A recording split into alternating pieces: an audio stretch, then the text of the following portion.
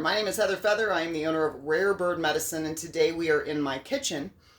I wanted to point to yesterday's video because I had mentioned the self-respect from doing disciplines. Every time I do a video on discipline, it doesn't get a lot of views. People do not like the word discipline. They associate discipline with parent or with police or with getting in trouble.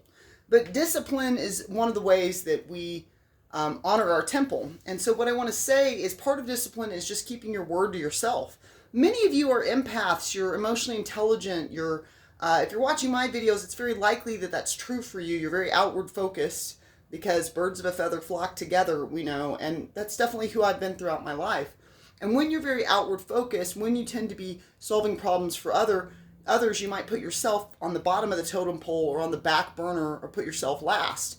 So one of the ways we gain self-love, self-respect, is by keeping our word to ourselves first. And that's foundationally what discipline means to me, is keeping my word to myself. So the reason I shared my journal with you is I was just wanting to highlight how precious it is to keep your word and honor your word to yourself, whatever that may be. Today I did get this medical medium book that came, Liver Rescue. My beloved dear friend Morgan that came to stay with me, she's a precious, wonderful, brilliant, bright, beautiful soul. She had this book shipped to me, and she and I are going to be doing medical medium together. This man is a intuitive that has gone into each food system to find the values of it, and he can help with autoimmune diseases, diabetes, strep, acne, psoriasis, eczema, gallstones, gout, bloating, all kinds of things that humans deal with that they have a difficult time getting answers to. Medical medium may be your answer. So that's just a fun tip if you're wanting to step into some medical medium. I am practicing his tip of 8 ounces of lemon water first thing in the morning, 16 ounces of celery juice. Thought I was going to do 8, but I've decided to do the 16 he recommends. And I do have a juicer. If you don't have a juicer, you can practice this too for, let's say, 3 days. Just go to your local market that sells celery juice and get, a bottle of it each day, or 3 bottles for 3 days. Buying local, this is from a local coffee shop that is called Rust is Gold.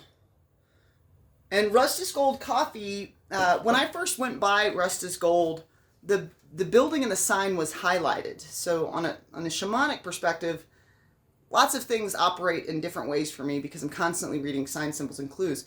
But it was highlighted, and I thought, well, that's weird. And as usual, so to me that was like, okay, go to there, Heather. Go to there. But I was, as usual, at a very busy period of my life, pursuing many intentions. Then my shaman friend and beloved dear soul sister and neighbor contacted me, and she said, you need to go to Wantabo and Manal, and you need to go to Rust is Gold. And I was like, okay, this is it. We're doubling down on this message. Heather's going to go to Rust is Gold. And I've asked the Akashic Records about it, and they said that there are just connections and people I'm supposed to meet there. I'm supposed to expose myself to newer groups. I was going to a coffee shop that's walking distance from my house on a regular basis. And I'm extremely introverted. I will spend most of my time at home. It's usually my preference. So they wanted to get me out in the world and to meet new people. And there are a bunch of great, amazing humans there. They're very devoted to their community, really good souls, and I love it there. And it's great. It's a coffee shop that's devoted to the renters, people that want to work on their bikes, and it's where they do a lot of classic car shows too, which Heather Feather loves. Classic car shows, has been going to them for ages. And then I was like, oh my God, this is where they're doing the cool classic car shows. So I want to say buy local, and here's why I want to say that. I'm going to go set the camera up so I'm not as shaky as I talk about the importance of buying local. So for many of you, you may often go to your local Starbucks, right? The reason I would recommend going to Rust is Gold or going to whatever your local coffee shop is, whatever your local, I have a co-op that I often go to, and I'm going to it more and more because I no longer tell myself when I'm going to Whole Foods that I'm going to Whole Foods. I tell myself I'm going to Amazon because Amazon has purchased Whole Foods. And I personally don't like, as a general rule, supporting mega conglomerate corporations. One of the things that they do is they tend to squelch the little guy, the smaller business that's trying to operate. And also, they cause a lot of pollution because they have massive trucks constantly shipping tons of products to whatever their various locations are, which all causes pollution. Now, Heather Feather is somebody that prays for our truck drivers on a constant basis. I wish sedans and cars would drive safer with them. They're on the road all the time, bringing you the goods that you're going to purchase. May we be mindful and drive safely with them on the road. However, when you purchase local, when you support a local business, not only are you supporting individuals with their vision of entrepreneurship, and you're supporting individual humans in your community as opposed to some billion-dollar mega conglomerate corporation. When you wind up supporting people that have, like Elon Musk during COVID was really terrible to his employees. He's like, you'll show up. He wasn't being considerate to his staff. He has tons of money. He doesn't have to. His money comes from, I think, jade mines in South Africa. So he's kind of born with a silver spoon that came off the blood, sweat, and tears of other people. Anyhow, and I'm not here to judge Elon Musk. I'm sure he has several lovely qualities that serve humanity, and thank you for it. But in that respect, when you start serving these larger corporations, a lot of times you're serving very toxic dynamics to individuals. Walmart, for example, is not good to their employees. They're not considerate to their employees and the human factor that their employees are not a machine. If you go to Costco, they actually pay their employees really well. So there are ways you can make choices. If you're going to use a large company, you can be attentive to, like, how are they being to the people? Are they treating them like a cog in a machine, or are they treating them like a human being? And everyone is your kin. The web shakes, everything touches. So we want to consider. But also, when you support buying local, you're getting typically a coffee shop that's local is going to use a roaster that's local. So the beans that they're getting, if they're not roasting their own, the beans that they're getting, are going to come from somewhere more local. A lot of times they're going to make decisions that are also more local and more into your community. And it keeps the economy within your local community buzzing. But it's a great way to support that independent spirit, to cause less pollution when we're shipping things around the world to locations in order for us to purchase them. It becomes a problem because vehicles put carbon monoxide in the air.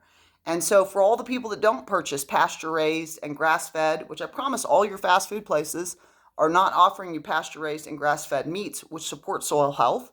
They are having, these huge lots with animals in the same lot, which is things that will cause another Dust Bowl.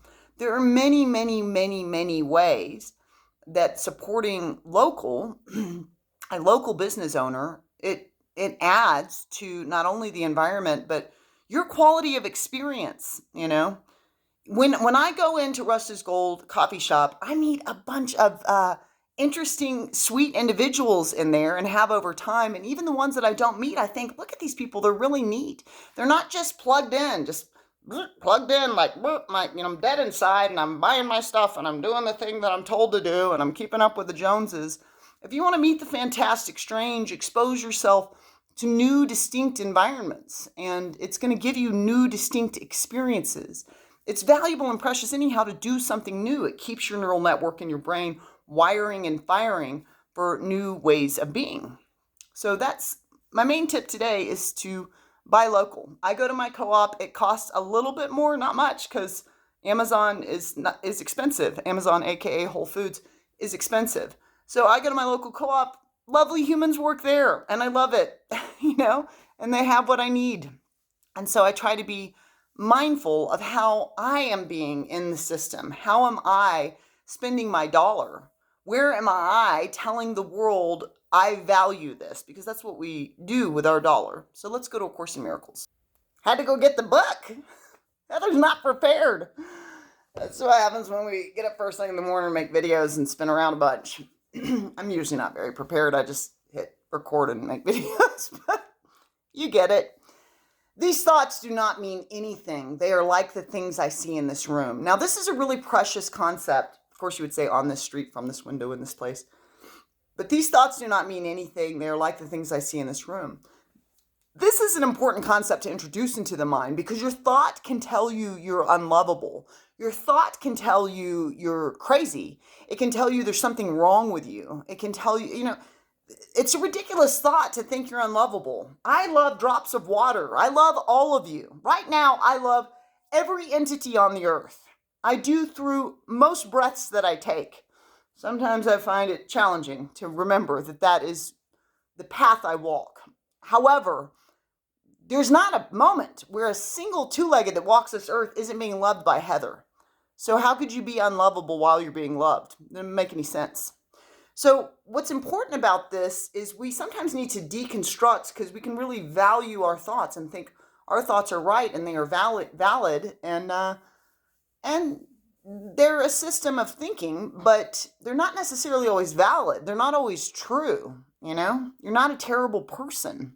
It's good to be gentle with you. Unlike the preceding ones, these exercises do not begin with the idea for the day. And these practice periods begin with noting the thoughts that are crossing your mind for about a minute. Then apply the idea to them. If you are already aware of unhappy thoughts, use them as subjects for the idea. Do not, however, select only the thoughts you think are quote-unquote bad. You will find, if you train yourself to look at your thoughts, that they represent such a mixture that in a sense, none of them can be called good or bad. This is why they do not mean anything. In selecting the subjects for the application of today's idea, the usual specificity is required. Do not be afraid to use good thoughts as well as bad. None of them represents your real thoughts, which are being covered up by them. The good ones are but shadows of what lies beyond, and shadows make sight difficult. The bad ones are blocks to sight and make seeing impossible. You do not want either. This is a major exercise and will be repeated from time to time in somewhat different forms.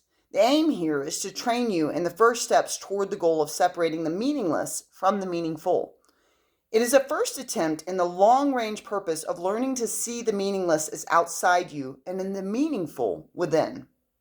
It's also the beginning of training your mind to recognize what is the same and what is different. In using your thoughts for application of the idea for today, identify each thought by the central figure or event it contains. For example, this thought about blank does not mean anything. It is like the things I see in this room, on the street, and so on.